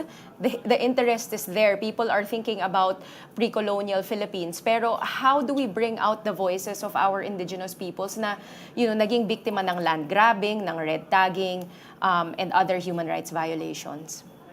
ma this elections are historical also for one thing, no? Yung na nagsama-sama ang iba't ibang indigenous communities, indigenous organizations, and IP rights advocates under one organization or platform called Isang Bubungan. At historical kasi sa napakahabang panahon na iba-iba ang tindig sa iba't ibang mga issue, nagkaisa sila na a lot is at stake. Our lives are at stake. Our resources are at stake. And so, nagsama-sama kami sa ilalim ng isang bubungan at blood and sweat na buo ang isang indigenous people's electoral agenda. At yung mga indigenous women partners ng DILAC who were very timid before in talking about elections have gone out all the way. In fact, yun nga yung nakakaiyak kahapon, yung nagte-text sila sa amin ng gabi na hindi na namin sinasabi sa inyo, hinihika na kami hinihika na ako, pero tuloy-tuloy ang aking pangangampanya para sa pagbabago. So they were so invested for the first time dahil nakaramdam sila una ng pag-asa na may nakikinig.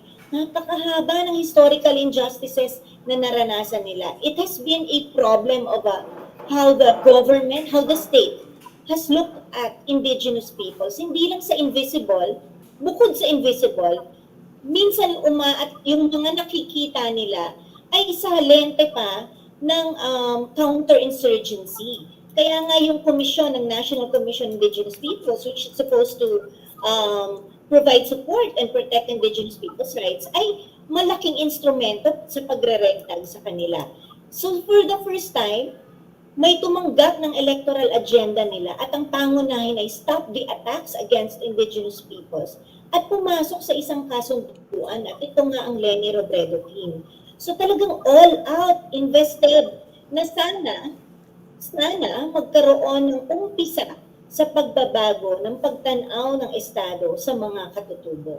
Kaya malaking pagkabigo din yung nararanasan natin. So it's good to hear na nagkaisa ang mga IP communities and advocates, and especially I think it's only the beginning. The spark is there na sindihan na, and I think sana patuloy ang paninindig, and of course for us also to learn and listen to these communities. So it's good to hear na at the very least meron ng first step na nangyari, and of course a coming together of all the different organizations pushing forward rights for the IP communities.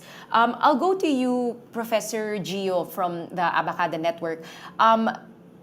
We cannot talk about the Philippine elections without talking about disinformation. I think very obvious for us in our community na how disinformation really was able to, condition minds into voting for particular candidates. I'm interested to know now, what's the impact now for the education sector? How are you even going to begin to respond to this? Kasi I think this information also put to light what's lacking in our education system. So where are you going to begin in terms of making this right and fixing it? Loaded yung question na yun. No? Sorry. Yun yung that's the palaisipan ngayon eh. Where do we start? It has been validated through elections that you can win via considering all of the issues, di ba?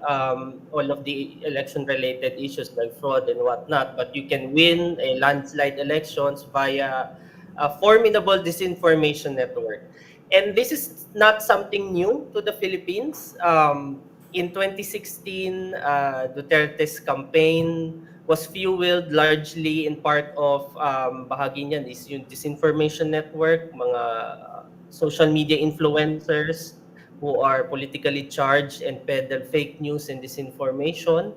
And this allowed him to garner what 60 million votes, no? But what is worse today in 2022 is nakikita natin sa partial and unofficial is 30 million. Grabe, doble.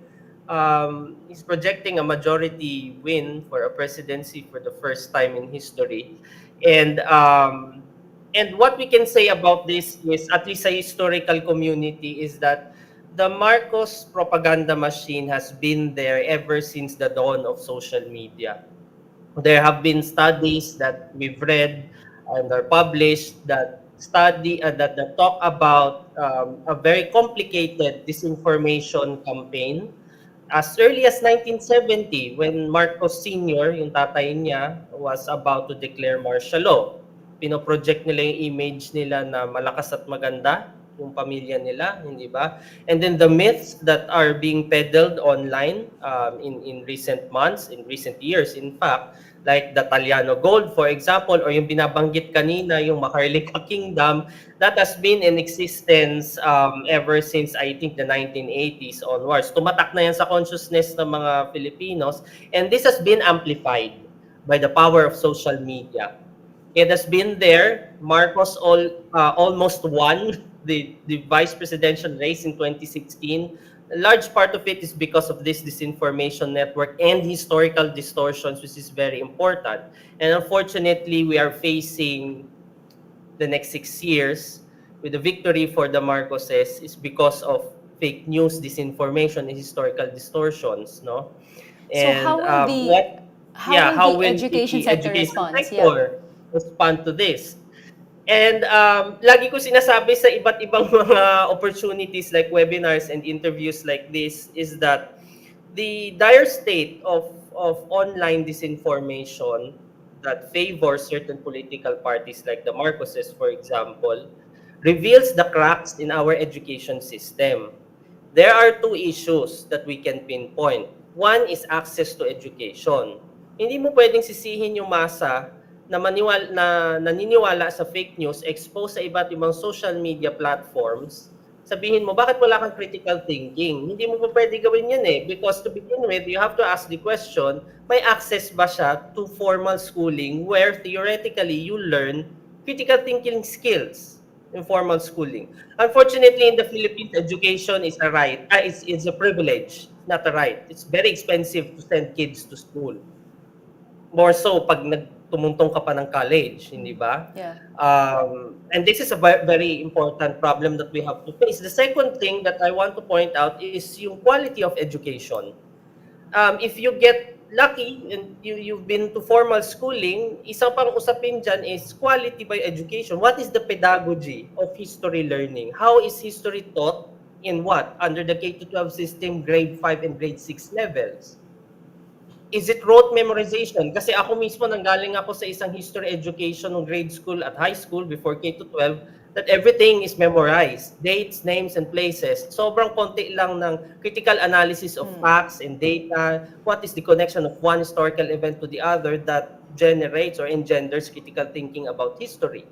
Hindi ba? Yeah. Ang pangalawang issue dito sa quality education, ano yung learning materials na exposed yung mga bata? Because, for example, there's a project, a recently concluded project that I'm included in yung, this was sponsored by the FEU Public Policy Center. We reviewed 14 textbooks of Philippine history, grade 5 and grade 6 levels. This project was headed by the former chair of the NHCP, si Dr. Maris Jokno.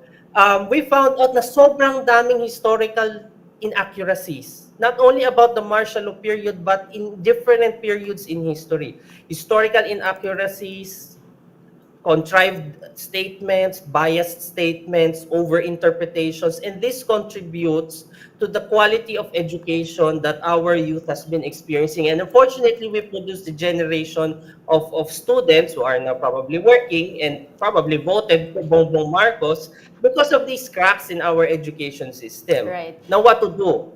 Moving forward, what to do? Uh, Or what have you learned? Because Abacada was part of the Facts First PH initiative and marami rin kayong mga fact checks.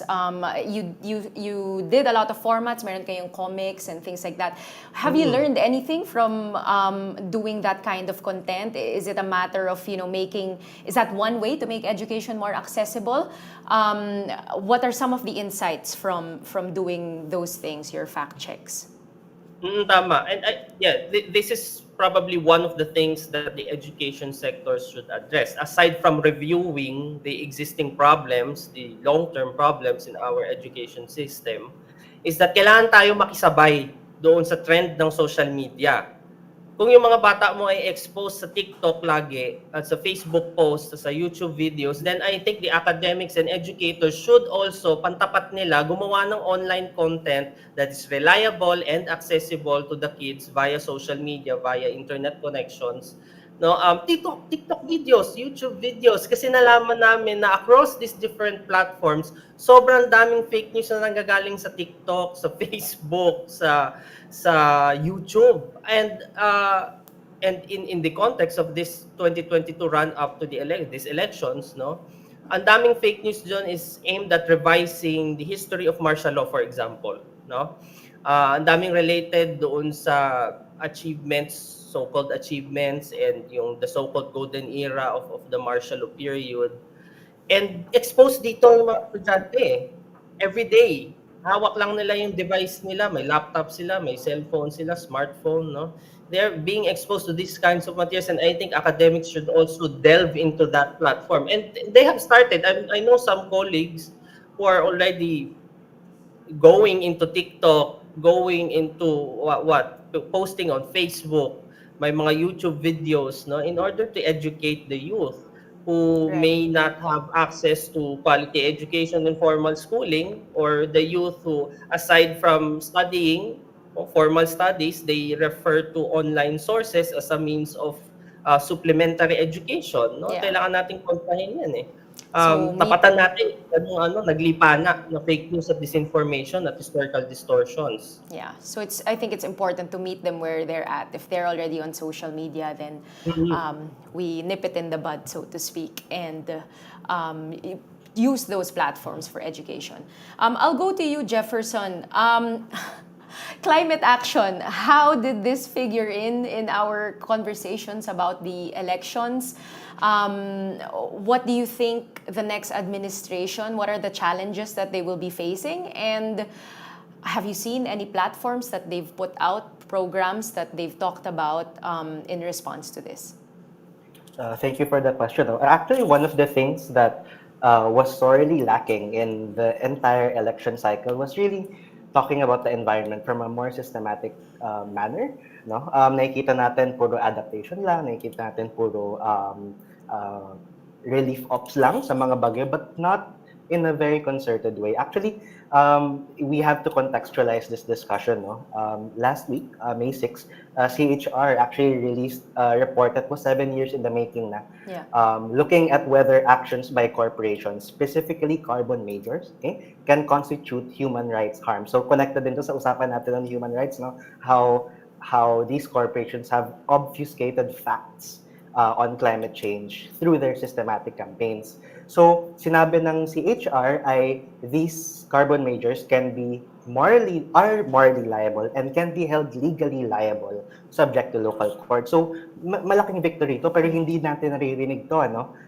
And this is really symptomatic of how all of the candidates, save for a few, no? Na hindi dinidiscuss ang environmental agenda. Last week, actually, as people were voting, we actually reached a grim milestone in the level of CO2 in our atmosphere. 420 ppm was measured in Hawaii. That's the highest ever recorded ppm levels in history for CO2. What does that mean for the Philippines? For one, worse climate emergence, climate related disasters. For one, another thing is, of course, we need to understand that these climate impacts are also a climate justice issue. What that means is that marami sa mga natatamaan disproportionately are also galing sa laylayan, kasi sila din yung ayun, disproportionately affected dito sa pagbago ng klima natin. And actually sa IPCC report, no, sinasabi na we don't have 5 years to not go over the 1.5 degree threshold. We have to act now. No, you asked a while ago about the climate stances of people. Actually, si BBM, may stand siya. If we look at YouTube, I know Maria a while ago talked about this. That YouTube has been a battleground for the Marcos campaign. He actually has a video on climate justice, and he says that climate change is real, but yung message niya underlying dun is that we can't do anything about it, and rather than adapt. No? So yung gusto niyang gawin is mag-GMOs na lang tayo, ayusin na natin yung infra natin. So he sees it more as an adaptation, no, and not as mitigation. It's more reactive than proactive, which is actually business as usual for our resiliency and climate change infrastructure here in the Philippines. No, what is worrying really is how this next government will handle partnerships with corporations, no? And internal interests and lobbying. Alam na natin yan. Maraming mga lobby groups that are involved in a lot of environmental harms here in the Philippines. And we also see, actually, no, we also see striking parallels in our state of governance and the fight against climate change. We also talked about the revisionism of history and disinformation. This actually happens, no, in climate denialism. Yun yung isa sa mga big contents ng CHR report, na they found these big corporations actually liable sa pag-obfuscate ng facts on climate change. And from a more global perspective, we actually have the moral imperative to lead the world in terms of climate negotiations, kasi tayo isa sa pinaka-apektado dito sa Pilipinas, diba? And we have to make these other countries and corporations accountable. But honestly, kung titingnan natin, mahirap ding ma-expect yun from this government. Actually, one of the symbols used in the Marcos campaign was the windmill. Yes. This is a symbol of sustainable energy, alternative sources of energy. Do you think this is something that the next administration will put forward? We hope so, because one of the things that we want to push forward really is really a complete phase out of fossil fuel, no? Of coal, no to any kind of fossil fuel expansion, and at least 50% of renewable energy in the energy mix by 2030. This is part and parcel of our climate response, no? And ito yung gusto natin mangyari. Pero ayun nga, it's another thing to say that, right? It's another thing to say na may mga windmills, and it's another thing to say na may mga infrastructure niya. It's another thing to say how to implement those things. And from what we've seen, this incoming administration will probably have problems with accountability, for example, with transparency, for example. And ayun, we already experienced that in the current admin right now, and it looks to be very similar, no? For the next admin. And right, if they can't be held accountable, how can we really expect them to hold big businesses and carbon majors accountable to? And here's a question for all of you, for the three of you. We know the national race is what people have been looking at, but based on from the local races, from the results of any of the local races, any glimmer of hope, anything giving you hope with any of the numbers coming out right now, any surprises, and something that you feel will be good for your own advocacies and your own communities? I'll start with you, Judy. May ilan na indigenous leaders ang nag-attempt na tumakbo, and that's something that as a local, no, something that we were really hopeful about. But unfortunately, hindi rin sila nanalo. At kung titingnan yung local elections, parang regression bumalik doon sa mga trapo, bumalik doon sa mga established names na yung sinimulan ni na Vico Soto sana ng 2019 parang nawala. At least initially, no, ganun yung nakita. Sa Senado nga, kung makikita mo, magkakapatid na ang nasa top 12 at mag-iina. So, malaking disappointment din ang resulta doon sa local. And if I may just jump to one point that I wanted to raise kanina din with sa kinwento ng kasama natin sa Greenpeace. We can have all this infrastructure, pero ang malaking issue natin ngayon ay yung growing inequality talaga and so even if this tandem talks about more infrastructure, more windmills, more energy, for whom? Kasi talagang yung inequality ang malaking hindi natutugunan for the longest time ng iba't ibang administrasyon. Isa yan sa historical injustice ng ating mga community partners. So, kunyari, the previous Duterte has been pushing for Kaliwa Dam and has opened again, as I mentioned, mining kasi daw para makarecover sa ekonomiya ng ating bansa na nahirapan dahil sa pandemya.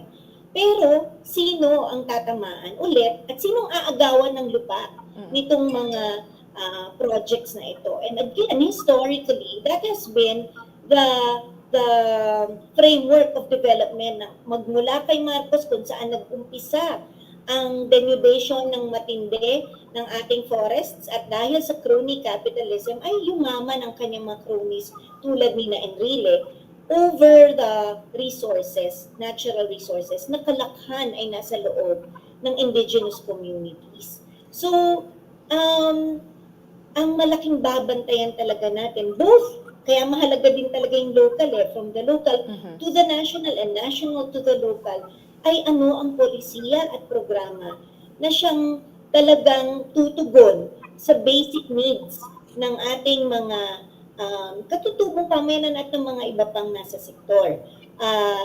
At hindi ibibigay ang ating likas yaman diyan sa mga corporations. Even if we talk about democracy, na palakasin natin ang demokrasya.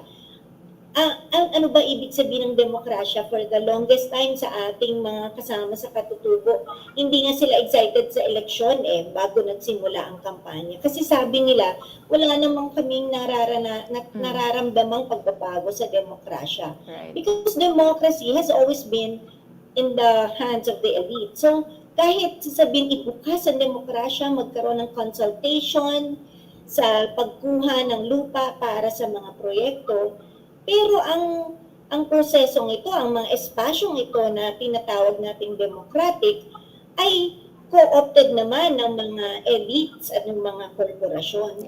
So malaki talaga yung hahabulin din ng usapin ng pagbabago ng demokrasya, pag-usapin ng pagbabago ng mga spaces na ating pinaglalaban. Kaya mahalaga din talaga nga sana yung local at national posts. Yeah, kasi cronyism, this is going to be cronyism again, and that really impacts the communities, the IP communities, and also the environment. What about for you, Prof. Gio? Anything from the elections, from the results, from the local races to the national races, anything giving you hope, any glimmer of hope that you can see?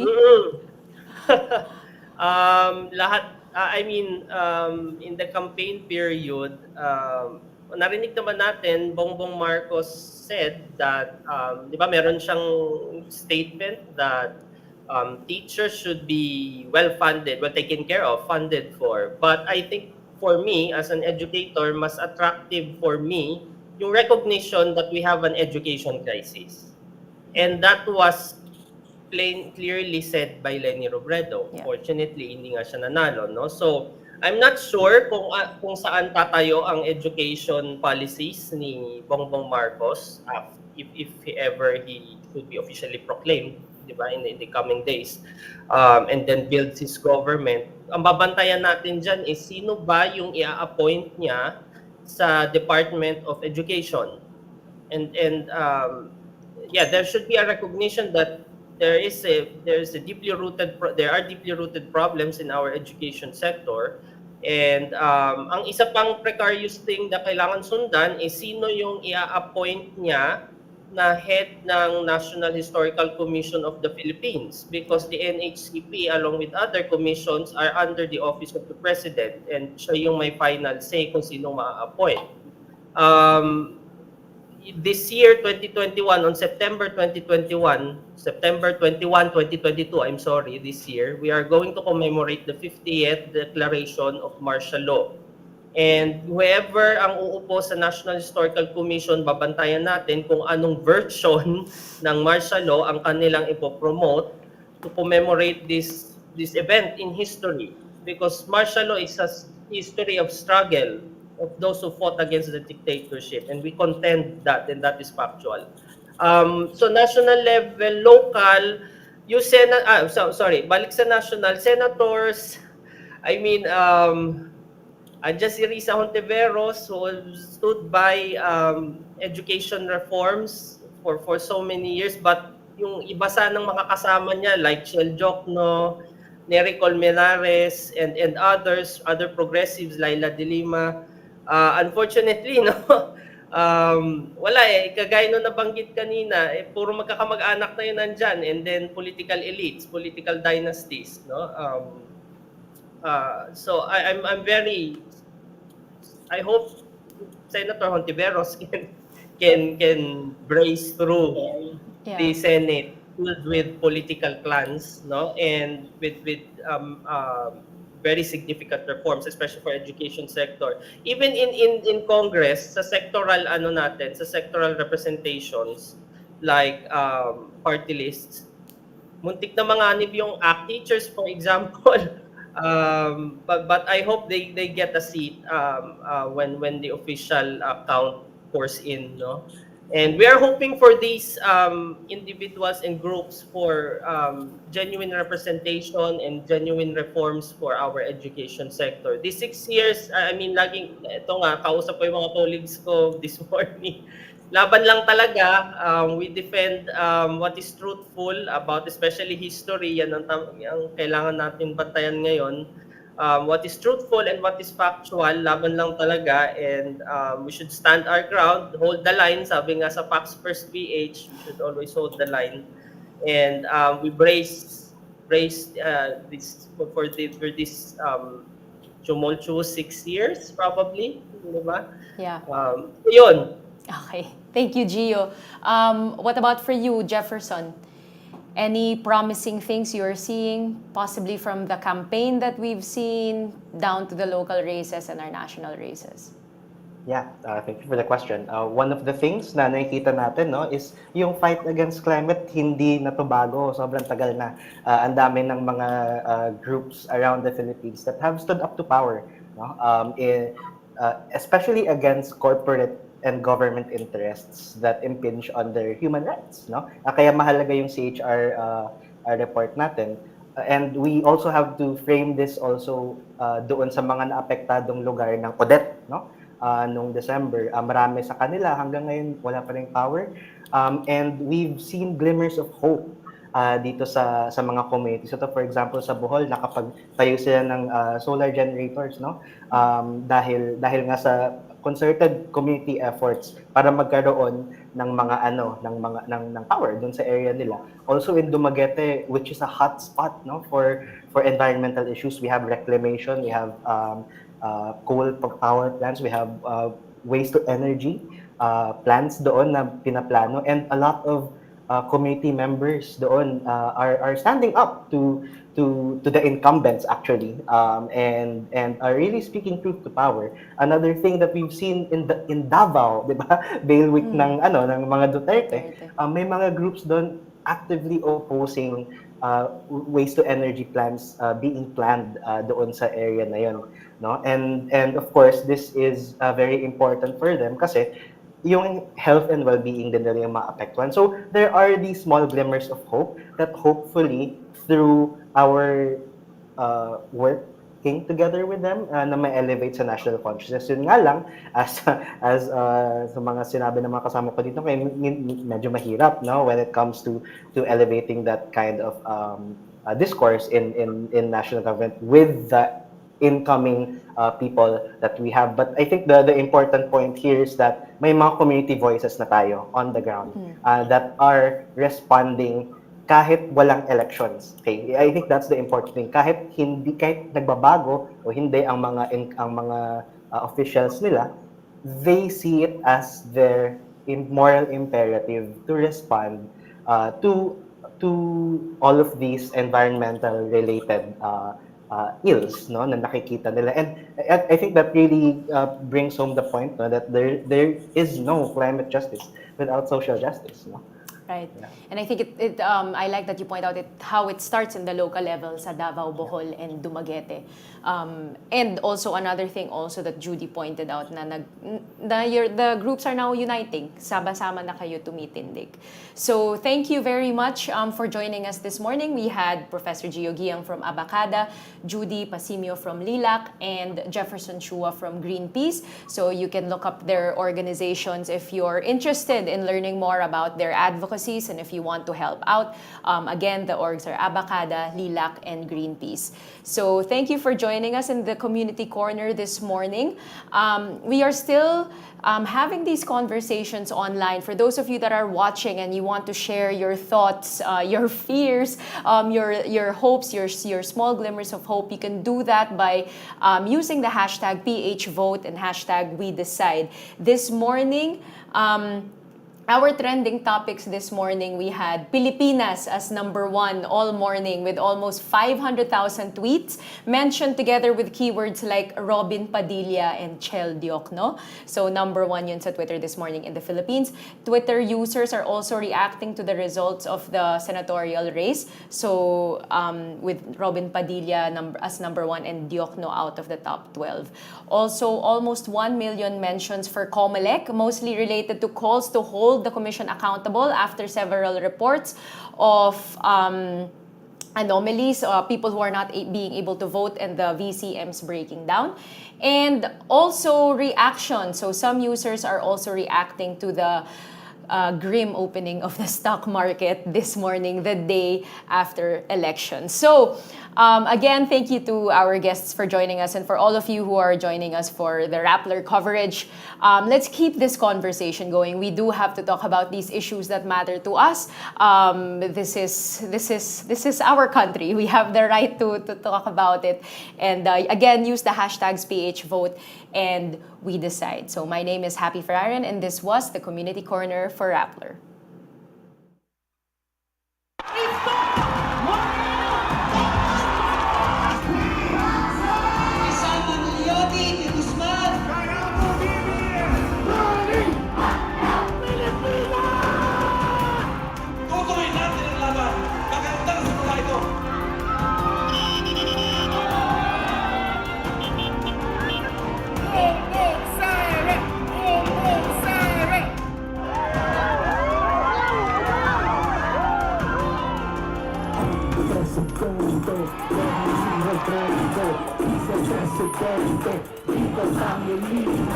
Number 2 sa balota. Pilipinas!